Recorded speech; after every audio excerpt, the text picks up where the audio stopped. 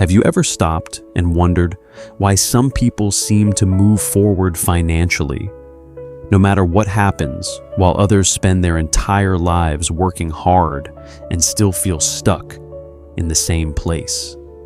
It is easy to assume the difference comes from luck or intelligence, but that explanation is too simple to be true. The deeper reality is that most people are playing a financial game they were never taught to understand. They believe money itself is the goal, something to collect, protect, and hold on to tightly. But what if that belief is the very thing keeping them from moving forward? The uncomfortable truth is that money is not the asset people think it is. It behaves more like a tool that constantly moves, shifts, and changes value depending on how it is used. Many people spend years saving small amounts, working overtime, sacrificing their time and energy, believing that storing money is the safest path to wealth. Yet after decades of effort, they often find themselves with less real value than they expected. Not because they were lazy or careless, but because they misunderstood the nature of money itself. They treated it as something to hold rather than something to direct. If you look closely, money does not really belong to anyone in the way people imagine. It is issued, regulated, and constantly influenced by larger systems like governments and financial markets.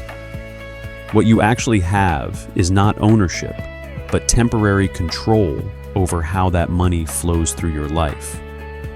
Once you begin to see money this way, something shifts in your thinking. You stop asking how much you can save and start asking how effectively you can move it. And that simple change in perspective opens the door to a completely different financial reality. Wealthy individuals do not focus on protecting money by locking it away. They focus on placing it where it continues to grow and circulate. They understand that money sitting still is slowly losing value even if the number itself does not change. Inflation quietly reduces purchasing power year after year, turning what looks like stability into a slow decline. So, instead of trying to avoid risk entirely, they build systems where money is always in motion, generating returns, creating opportunities, and feeding back into itself. They are not chasing money as a static object. They are managing a dynamic flow. This is where most people get stuck. They are taught that saving is the ultimate form of financial discipline, that putting money in a safe place is the responsible thing to do. And to a certain extent, that belief once made sense in a different economic era. But in today's world, where markets move faster and currencies constantly shift in value, simply saving without understanding how to grow that money is no longer enough. In fact, it can quietly work against you over time.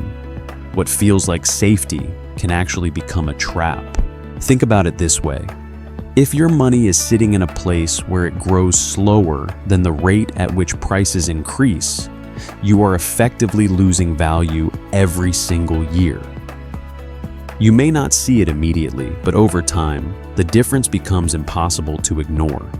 This is why two people with the same starting point can end up in completely different situations years later. One continues to protect money while the other learns how to direct it into systems that produce ongoing returns. The gap between them is not created overnight, but it becomes massive with time. Once you understand this, the entire conversation around money begins to change. It is no longer about how much you have at a given moment, but about how your money behaves over time. Does it sit still, slowly losing strength, or does it move through systems that allow it to grow and multiply? This is the foundation of financial awareness that most people never develop. And until you see money as a flow rather than a possession, it becomes very difficult to break out of the cycle of working hard without meaningful progress. Most people are raised with the same basic financial instruction. Work hard, spend carefully, save as much as you can, and trust that this discipline will eventually create security.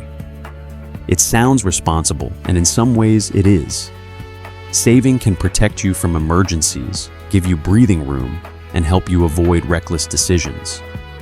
But the problem begins when saving is treated as the final destination instead of the first step. A savings habit can create stability, but stability alone does not create wealth. That is where the middle class often falls into a quiet financial trap. They do everything they were told to do, keep their money in the bank, avoid major risks, and try to live within their means. On the surface, this looks wise. But beneath that calm surface, inflation keeps moving, the cost of living keeps rising, and assets that generate real growth continue climbing faster than wages.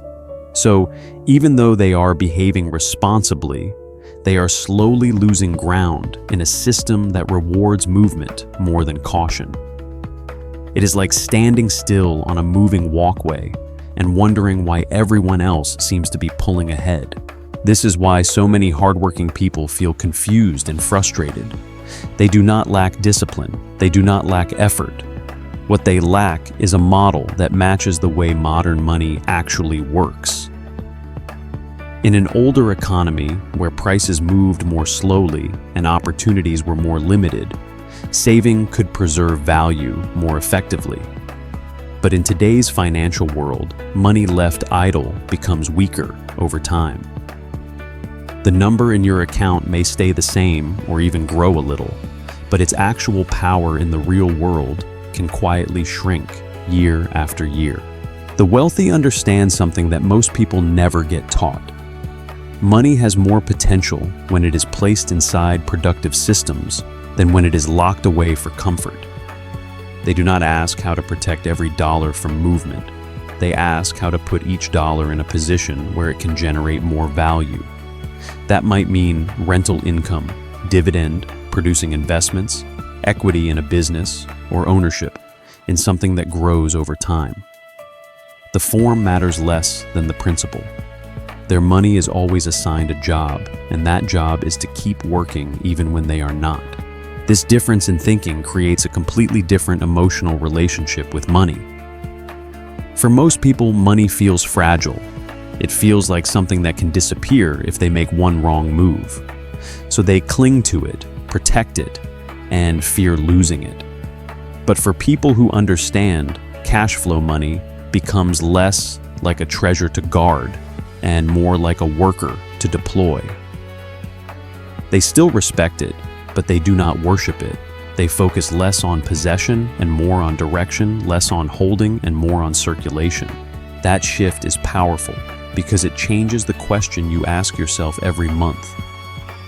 Instead of asking how much money you manage to keep, you begin asking what your money is doing for you. Is it sitting quietly while life becomes more expensive around you? Or is it helping create new income, new leverage, and more freedom?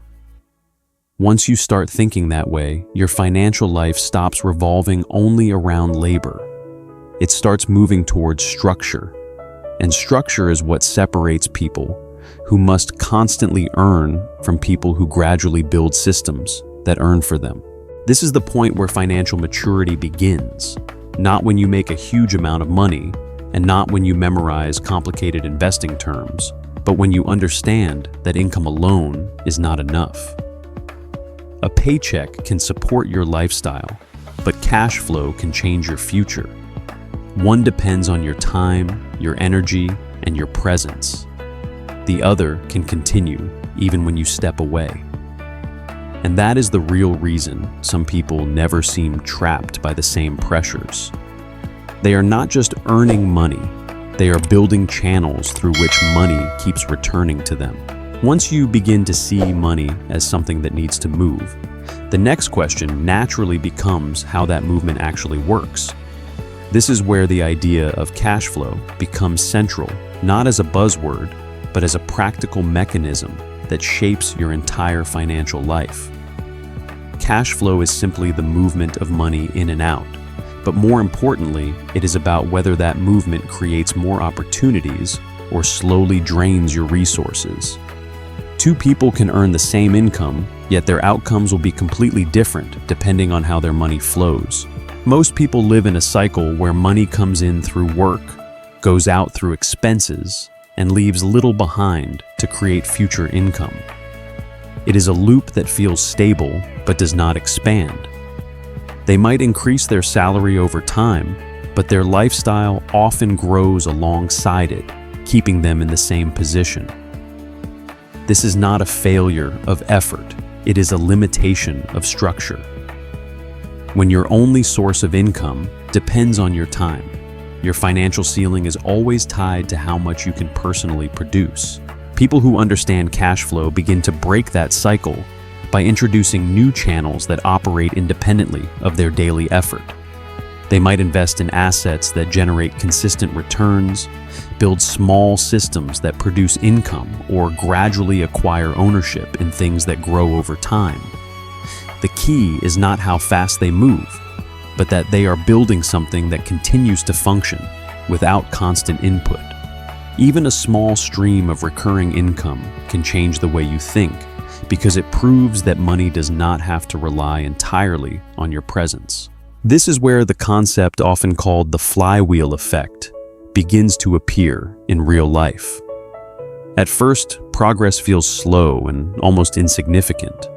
A small investment produces a small return, and it does not seem like it changes much. But when that return is reinvested, combined with new effort, and allowed to grow over time, it starts to build momentum. Each cycle feeds the next, creating a system where growth becomes easier because it is supported by previous results.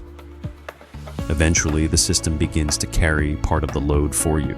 The difference between this and the traditional approach is subtle but powerful.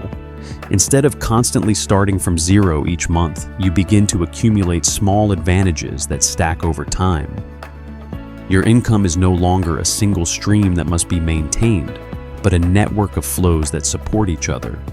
Some may be small, some may be unstable at first, but together they create resilience. And that resilience reduces the pressure to rely entirely on one source of income. This is also why many wealthy individuals focus less on how much they earn and more on how many streams they control. It is not about chasing every opportunity, but about building a system where money continues to circulate through assets that produce value. They are less concerned with holding on to cash and more focused on placing it into positions where it can return with more strength. Over time, this approach allows them to scale in ways that are difficult to achieve through labor alone. As the system grows, something else begins to change. Your relationship with time becomes different. When your income depends entirely on your effort, time always feels limited. There are only so many hours you can work, so many tasks you can complete. But when part of your income comes from systems that continue operating without you, time becomes more flexible. You are no longer trading every hour directly for money, and that shift opens up possibilities that are not available in a purely wage-based structure. This does not mean the process is easy or guaranteed. Building cash flow takes patience, learning, and the ability to make decisions under uncertainty. But the direction is what matters. When you move from simply earning to gradually creating systems, you step out of a loop that most people never question. And once you experience even a small level of independent cash flow, it becomes clear why some people are able to move forward while others feel stuck despite working just as hard. As your understanding of cash flow deepens, you begin to notice that money is not just about earning and spending, but also about how it interacts with the rules of the system you live in. One of the most overlooked aspects of this system is how different types of income are treated differently.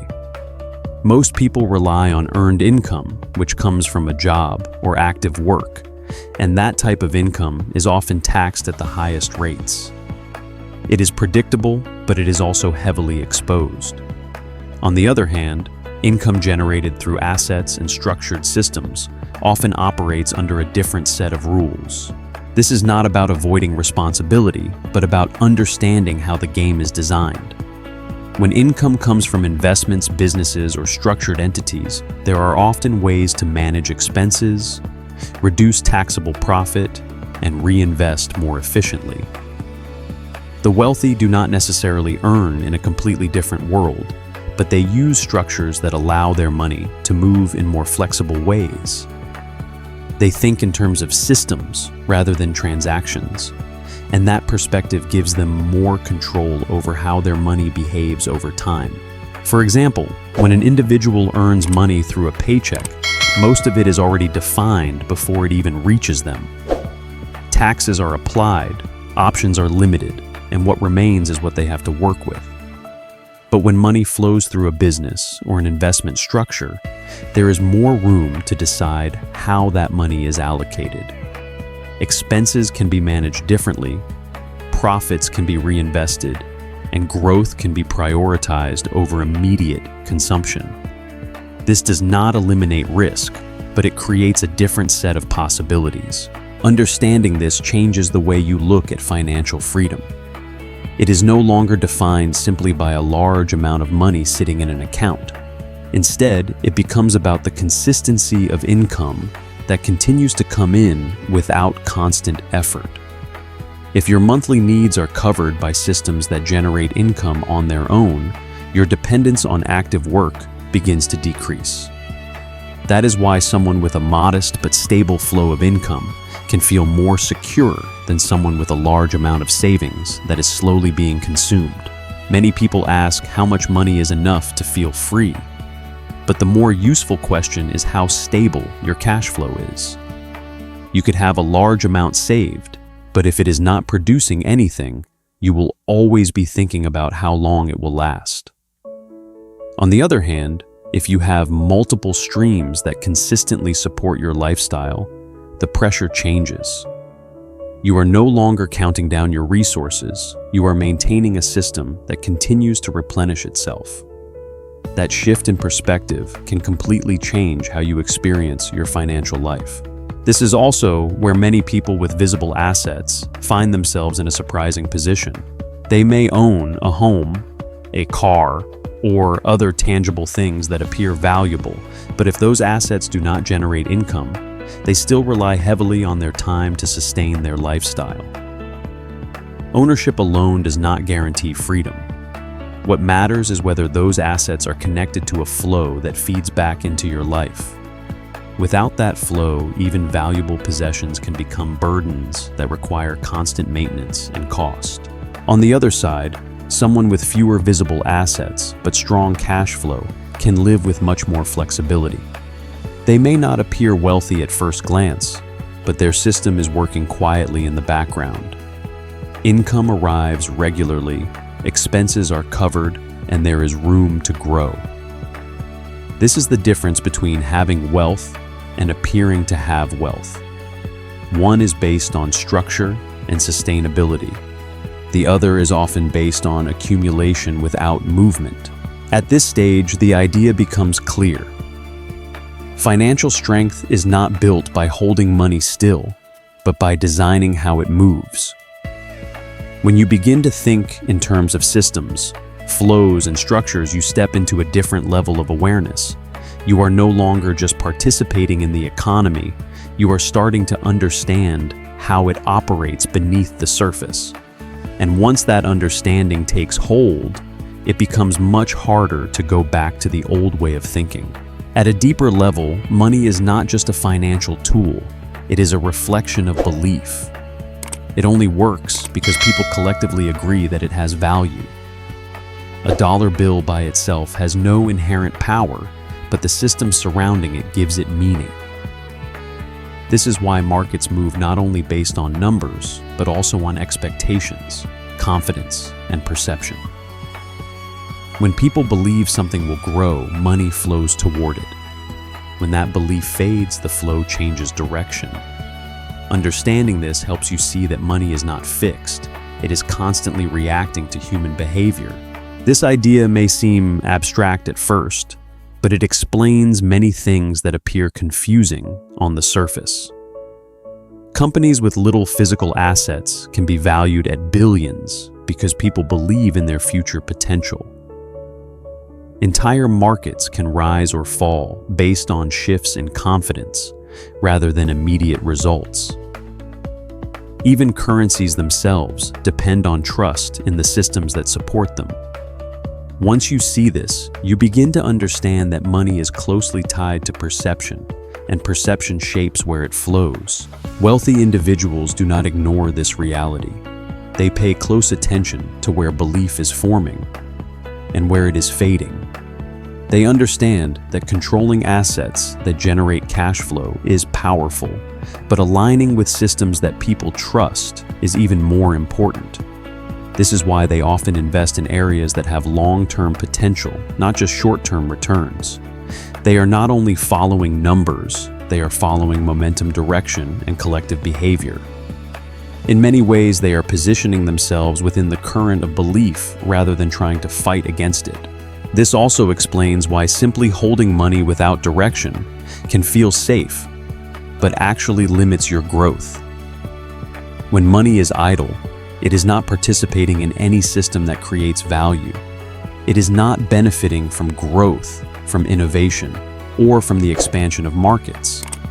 It is simply waiting while everything else continues to move forward. Over time, that gap becomes more noticeable, and what once felt like security begins to feel like stagnation. When you start to understand money as movement and belief combined, your role begins to change.